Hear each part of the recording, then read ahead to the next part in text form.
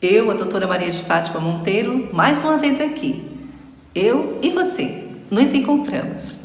Então, no vídeo passado, a gente comentou que haveria questionamentos sobre a educação no contexto da saúde. E fizeram uma pergunta para mim, muito interessante e bastante subjetiva. Será que a fé, ela é mobilizadora do processo saúde-doença? E de que forma ela é mobilizadora? A educação, né, no contexto da saúde. E aí, no meu entendimento e na minha experiência, sim. Como é que eu traduzo essa questão minha, essa minha experiência? Bem, eu rebuscando mais uma vez alguns teóricos, e aí eu vou partir, já que a gente está falando de fé, a São Tomás de Aquino. E aí eu vou dar dois exemplos muito bem conhecidos.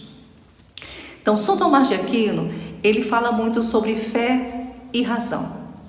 Então, existiria a razão por uma descoberta, por si mesma, e uma razão através dos ensinamentos, com o mediador externo que tramitaria para que você tivesse conhecimento. Onde o conhecimento proporcionaria cada vez mais uma melhor perfeição humana, consequentemente, maior perfeição desse homem no sentido da sua fé, no sentido da sua elevação até a sua espiritualidade, consequentemente a Deus. Bem, quando eu encontro um paciente que ele descobre por si mesma, e aí seria a razão por si mesma, que está doente, que por conta do excesso de açúcar ou de gorduras, ele teve problemas hormonais, vasculares e tornou-se um diabético. Então, a partir daí, a partir do conhecimento dele, que foi uma descoberta por si mesmo, né? A razão por si mesmo, ele vai começar a ter um controle melhor, porque ele sabe que ele piora quando ele se alimenta de mais açúcar, de mais gordura, a glicemia dele tem uma elevação.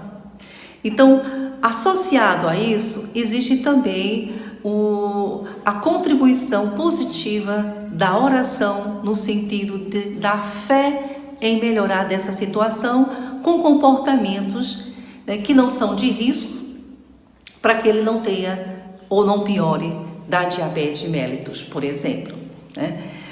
Se existe um mediador, um orientador desse processo, aí São Tomás de Aquino já fala em algo bastante interessante.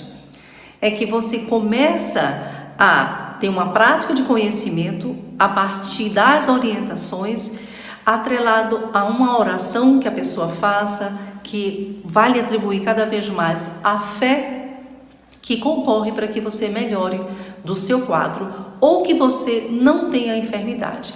É o que acontece muitas vezes com pessoas que, por exemplo, são filhos de hipertensos, filhos de diabéticos, de doenças que poderiam ter predisposição hereditária, e diante de um controle baseado na aprendizagem do seu conhecimento do seu corpo, atrelado às orações, essa pessoa passa a não ser um portador de diabetes, não portador de hipertensão arterial ou de qualquer outra doença que possa ser transmitida de forma hereditária. Então, fé e razão podem concorrer para a melhoria da sua percepção do conhecimento, si próprio, e com isso você concorre também para melhorar a educação a partir das suas práticas de alimentação, de lazer, né? E medicamentosa também. Existe na ciência, a partir da neurologia, um braço da neurologia que se chama neuroteologia. É um novo estudo da ciência da neurologia, que inclusive já com trabalhos publicados, aqui no Brasil nós temos trabalhos a partir do Conselho Federal de Medicina, que já admite a melhora do paciente a partir da oração atribuída pela fé. Lógico, dentro de um comportamento que não seja de risco para aquela determinada enfermidade. Então, a neuroteologia foi comprovada que várias áreas do nosso cérebro são ativadas mediante a oração pela fé, e isso comprovada através da tomografia.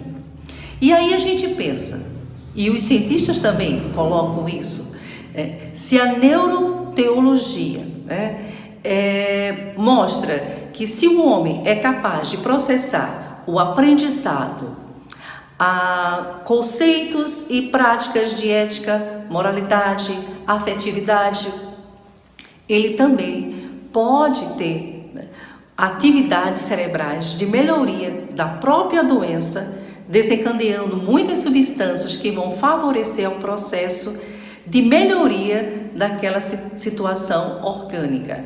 Muitas vezes, várias doenças estão ligadas às situações mentais, que podem levar à depressão, à ansiedade, a suicídio. E a neuroteologia mostra que a ativação de áreas cerebrais responsáveis ou por doenças orgânicas ou por doenças mentais são favoráveis a partir da oração. Então, fé e razão estão imbricadas dentro do processo de educação para a saúde ou na saúde. Com isso, a gente tem, na experiência, enquanto médica, enquanto professora, no meu caso, que se você tem um comportamento de forma positiva, atrelada, a uma ação conjunta de oração e educação, você tem 2 pontos a partir da razão, por si mesma ou através da razão, por orientação educativa, uma favorabilidade dentro do processo de saúde e doença. E é isso que a gente espera. Então, a fé tem um caráter mobilizador, do ponto de vista da espiritualidade e do ponto de vista também já da ciência a partir da neuroteologia.